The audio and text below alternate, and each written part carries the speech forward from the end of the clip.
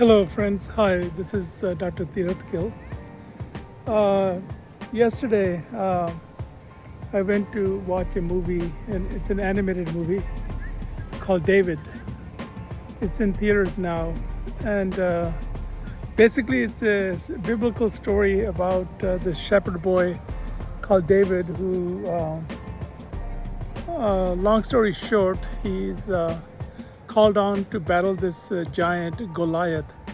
And whoever won this battle between the Philistines and the king's army, and whoever won the battle, they would, be victorious, and there would be no need for other men to fight. So David doesn't really want that. King Saul is the king, so David really doesn't want to get involved, but nobody else volunteers from their army because they're terrified of this giant Goliath, who's supposed to be 9 feet tall and would just stomp them out of existence. So nobody wants to die, I guess, and so nobody volunteers to fight the giant until David is volunteered. And David is shown as having been of great faith. He says that with God's help, with God on his side, he's not alone. God's with him, and that he will do his best, and God will defeat him, not him. So he goes up to the giant, and the giant throws a javelin or something at him, and then he asks him to retaliate and so forth. At first, he's insulted that they sent a little boy to battle with him. Anyway, so David takes his sling, which is, and he swings this pellet stone, and it hits the giant. And those things can actually get pretty fast.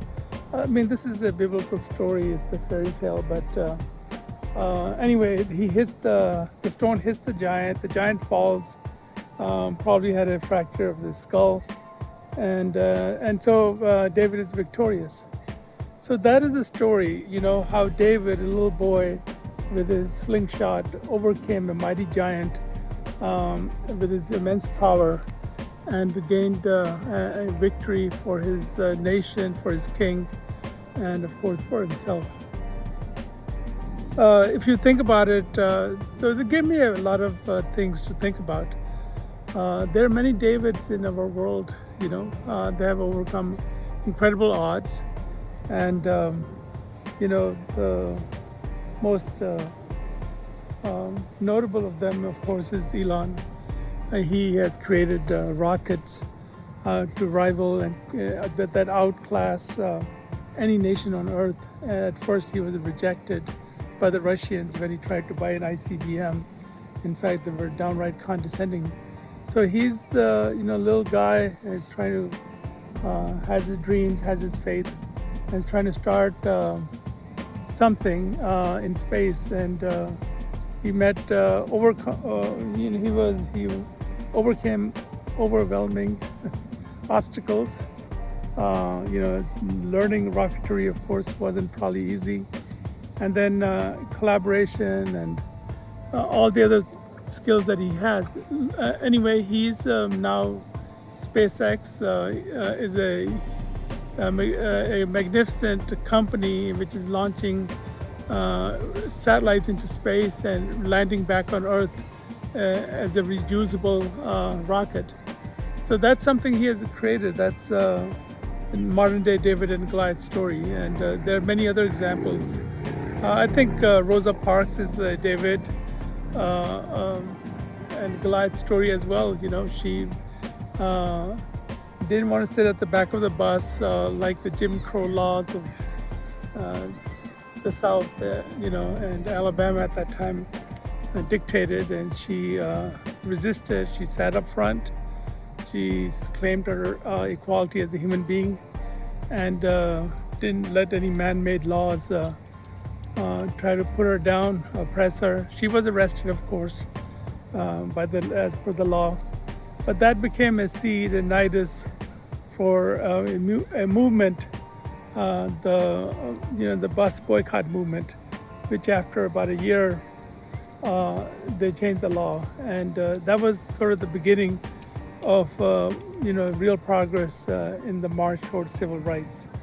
And so she's David. Mahatma Gandhi, a frail little lawyer from England, kicked out of a train cabin in South Africa, and then he saw the same kind of thing going on in India, stood up to the mighty British Empire, and we don't know how, we don't have forgotten how great the British power was. It spanned the globe, and they said the sun truly never set on the British Empire. It was that great, and that was around the time that Gandhi launched his satyagraha, this force of good. Satya is truth, and graha truth power. And he was non-violent, and he knew that his moral authority was greater and more powerful than whatever the British were relying on. And he persevered, and then succeeded. That is a common trait. It needs to be a strong faith in your own belief, in your own ability, in your own God, and your own mission. You have to have that faith. That'll allow you to persevere. That'll also give you the courage. And also faith in yourself, sense of self-efficacy, that whatever you have will be good enough to deal with whatever may come. You try to develop yourself, but if it's a slingshot that you have, you will be able to defend yourself and overcome the obstacles. And I can give you many other examples. Lord Shackleton, the great statesman, leader of men. He rescued he was an explorer, and he went to explore South America in Antarctica. His ship got locked up in the ice, and so he was stranded. So his men were stranded, and they could have gone. They had the supply to go to the South Pole and put a flag there, but he chose humanity over mere private accomplishment or laurels. And he said, turn back, we don't have enough supplies. And whatever he did have, he used it very wisely, and took a part of his team 700 miles in a boat, and gathered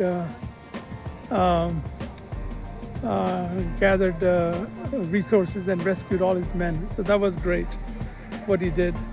So there are many examples of people achieving greatness, overcoming great odds.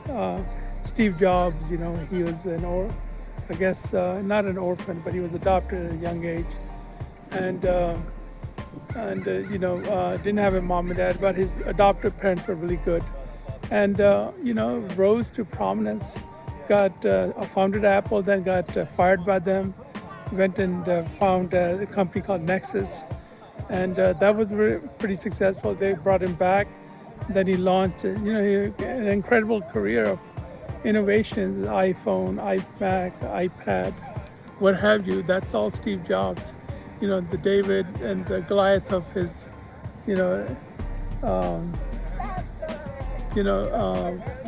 lack of any background other than he was adopted. He came from nowhere and he achieved greatness. And therefore, there's something to be said. As we go forward, we are going to need to show that resilience, show that resolve, and that desire to overcome the challenges. And there are challenges coming. There are Goliaths coming as we advance into societal change. There are going to be massive layoffs, and some balloons coming with their family playing with balloons that are blown. So there are challenges coming. We are going to have. There are a few challenges that we'll need to confront, and perhaps we need to be Davids in collaboration.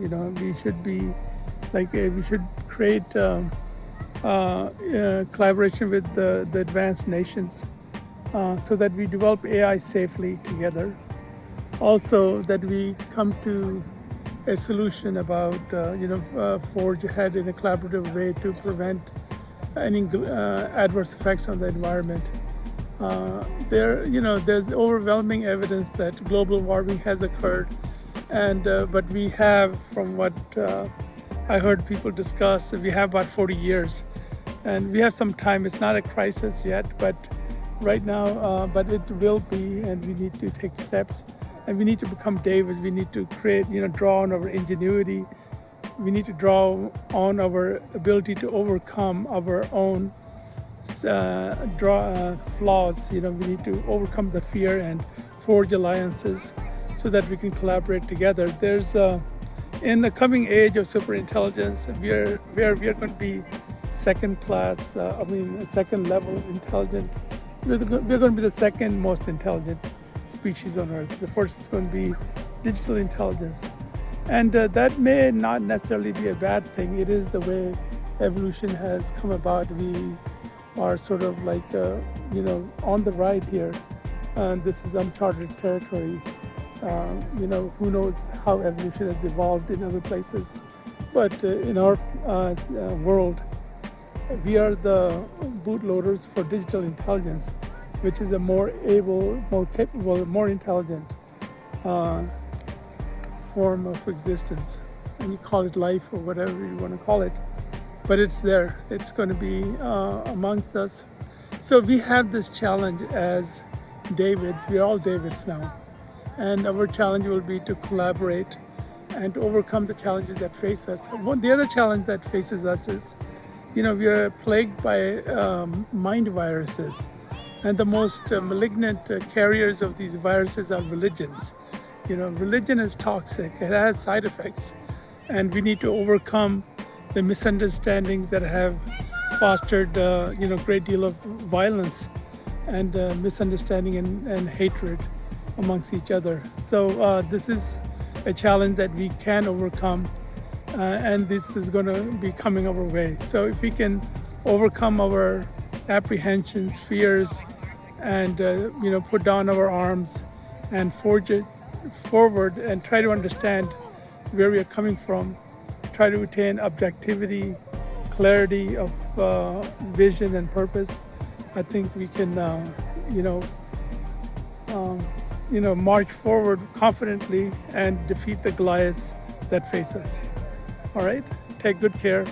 I'll see you in the next video. Bye-bye.